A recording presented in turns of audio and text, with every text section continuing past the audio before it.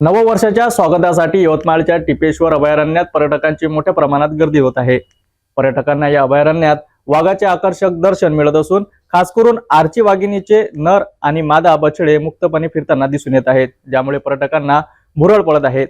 नववर्षानिमित्त यवतमाळच्या टिपेश्वर अभयारण्यात पर्यटक गर्दी करीत आहेत।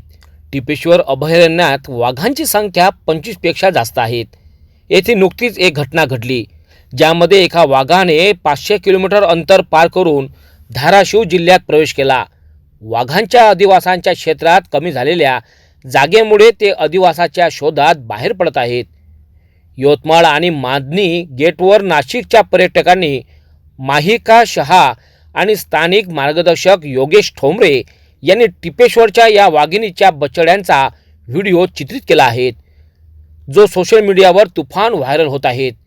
वाघांच्या संख्येत होणारी वाढ आणि त्यांचे अधिवासांच्या शोधात बाहेर पडणे हे पर्यावरणातील मोठे बदल आता दर्शवित आहेत। टिपेश्वर अभयारण्यात पर्यटकांना दिला जाणारा वाघाचे दर्शनाचा अनुभव हा त्यांच्या यादीतील अविस्मरणीय ठरतो आहे। यवतमाळच्या टिपेश्वर अभयारण्याच्या या नवनवीन अनुभवांनी पर्यटकांना मनात एक खास स्थान निर्माण केले आहे।